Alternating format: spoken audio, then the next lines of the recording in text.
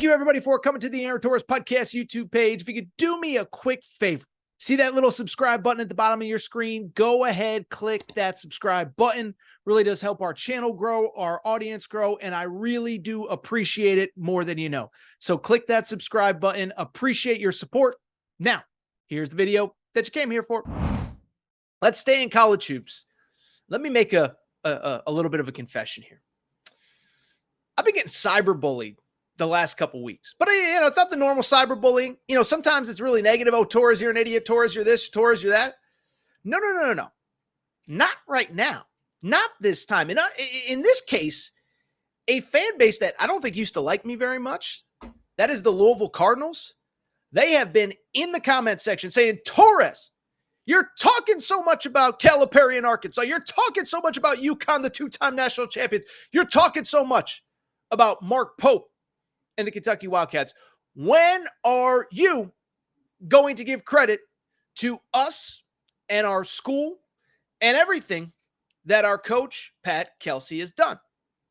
And so, Louisville fans, I'm here to make amends. First of all, I'm very glad that we can talk about your school in a positive light. I think everybody thinks that I'm an anti-Louisville guy. I'm not anti-Louisville. I love the city of Louisville. Been many times. But there hasn't been a lot of bright spots to talk about, but I will readily admit that I probably haven't talked enough about Pat Kelsey and enough about the job that he has done this offseason in putting together just an unbelievable first roster at the University of Louisville. And we spent so much time talking about Mark Pope. We've spent so much time talking about John Calipari. It is time to talk about Pat Kelsey and talk about the Louisville Cardinals because they got another commitment this weekend. They've gotten 3 in the last week. And I believe with everything that they've done, Louisville, in my opinion, is right around the top 25 team, is also, I think you can make the argument, maybe the third best team in the ACC behind only Duke and North Carolina. And I believe they are certainly headed to their first NCAA tournament since 2019 when the Field of 68 is announced next year and next March. So let's get into Louisville and let's get into the news of the weekend, okay? So the news of the weekend, it wasn't the biggest piece of news, but it was the one that I was like, okay, I can't keep ignoring these Louisville Cardinals, okay? But over the weekend, Louisville did get a pretty big commitment from a kid by the name of Noah Waterman. If the name sounds familiar, it's because I just mentioned it about 5 minutes ago. Played at BYU for Mark Pope last year. Entered the transfer portal. And, listen, I think he considered a few different things. Considered maybe a little bit of a trip to Kentucky. Maybe considered a return to BYU. But he enters the portal and he commits to the University of Louisville. And you look at who he is and you look at what he does. First of all, very good player. And the one thing about BYU last year, Mark Pope plays a lot of guys, a lot of minutes. So you can't just look at points per game, rebounds per game, assists per game. You have to look at points per game, rebounds a game, assists per game in the context of over the course of a 40-minute game. Because a lot of these guys were only playing 18, 19, 20, 21 minutes. And that was the case of Noah Waterman. So how about this? He is a player that in 21 minutes of game action averaged 9.5 points per game, 5 rebounds per game. He's 6'11" and shot 37% from behind the three-point arc. So that ain't bad, especially when you extrapolate it out over the course of a per 40. You're talking about like 18.5 points or 19 points per game, whatever it ends up being. 10 boards and 37% three-point shooting. That is phenomenal. And he is an excellent college basketball player. And I think when you add it in with what Pat Kelsey has done this offseason, it to me, again, speaks to a top 25 team. First of all, in terms of the players prior to the commitment this weekend, let's just go through really quick who they got. First off, love this commitment. Talked about it in real time. This commitment happened feels like a lifetime ago. Terrence Edwards Jr., guard, played at James Madison. Remember, James Madison made the NCAA tournament. They beat Wisconsin in the opening round of the Big Dance. Terrence Edwards Jr. was their best player. Remember, they won 31 games, by the way, this year, maybe 32. I think it was actually 32. Won 32 games. Terrence Edwards Jr. was their best player, 17 points, 4.5 rebounds, 3.5 assists per game. He is a guy that, in my opinion, could play pretty much anywhere in college basketball. Okay. He is a guy that I don't care if he played in the whatever it was, the Sun Belt last year.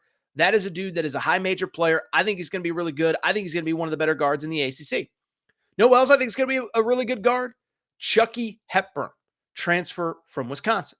He was a guy that 2 seasons ago was really his breakout, but a 3-year starter at Wisconsin. So if you can play 3 years in the Big Ten, I know we make fun of the Big Ten a little bit and how good is it really and blah, blah, blah, blah, blah, and this and that. But at the same time, you can play 3 years in the Big Ten, you can play in the ACC, and you could be a star. 2 years ago was probably his best season, 12.5 points per game, 3 assists per game, 40% shooting from beyond the three-point arc. This year took a little bit of a step back, and I think that was more because they just had more talent around. Remember, they brought in A.J. Storr, who was since transferred to Kansas, but Chucky Hepburn this year still was a very good player, averaged right around double figures, and the assist totals were up even though the scoring was down. So that, to me, already is one of the better backcourts in the ACC. You could handle the ball, play on the ball, play off the ball, whatever. But then you look at some of the other pieces that Pat Kelsey has added as well. Worth noting, he's brought 3 guys with him from College of Charleston. That's where he came from. I really like that move. Guys that understand his culture, how he wants to play, how he wants to do things. Really no different than John Calipari bringing Big Z and Adu Thiero and maybe DJ Wagner to Arkansas. So you have those 3, plus Hepburn, plus Terrence Edwards Jr. You add Ali Khalifa, another BYU guy. So how about that, first of all? Pat Kelsey bringing more guys to Kentucky from BYU than the actual Kentucky coach Mark Pope, who coached him last year. But Ali Khalifa, who will sit out this year, Abubakar Traore, a really good player from Long Beach State, had 14 points and 15 boards against Arizona in the NCAA tournament this year. And then the last week was when I think Pat Kelsey hit overdrive. We mentioned, obviously, Noah Waterman this week. But before that, Kayshawn Pryor, remember, 6'10" forward, South Florida. This guy was crazy coveted. Arkansas wanted him bad. Arkansas did not get him because he commits to Louisville. Now, maybe he committed to Louisville a little bit because of the fact that they missed out on Great Osabor, they missed out on Jaden Quains, they had a little bit of extra NIL money. Doesn't change the fact that he is a really good player. He's not the traditional 5. He's really a stretch 4, stretch 5. Shoots the ball very well, 35% from 3, even as a 6'10" guy. Averaged 13 and 8 for a very good South Florida team last year. And I thought this was an important one. Kahini Boots. I'm tripping over his name here. I just had it in front of me and I lost it. But the Boots kid, he was the 4-star kid who was committed to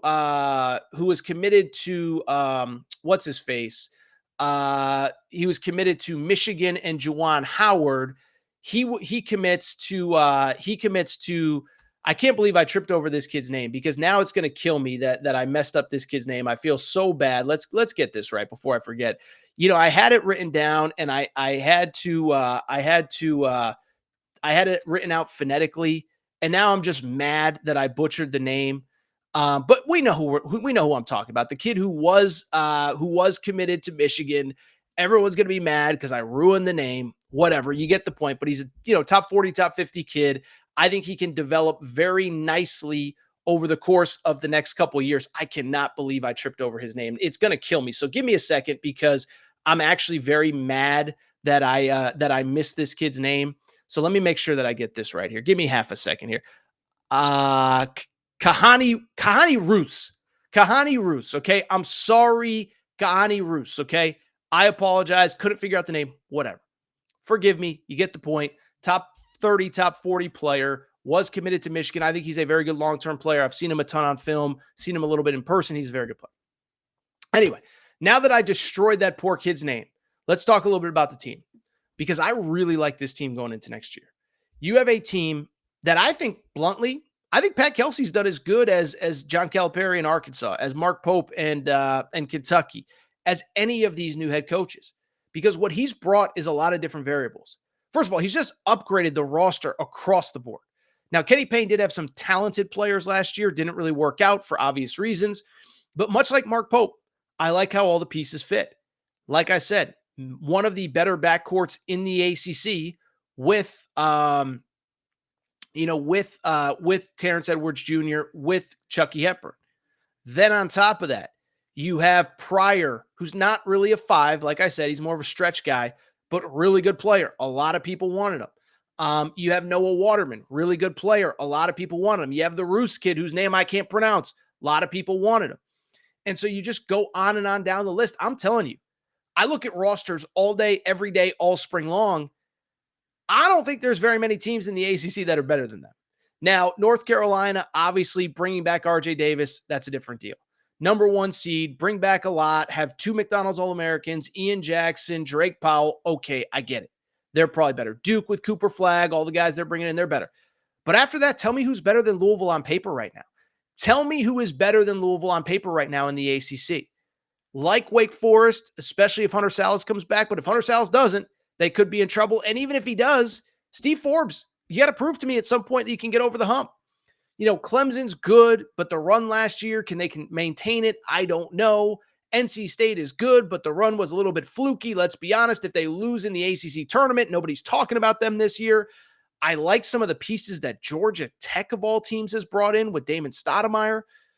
But at the same time, doesn't change the fact that none of those teams on paper are better today than Louisville is.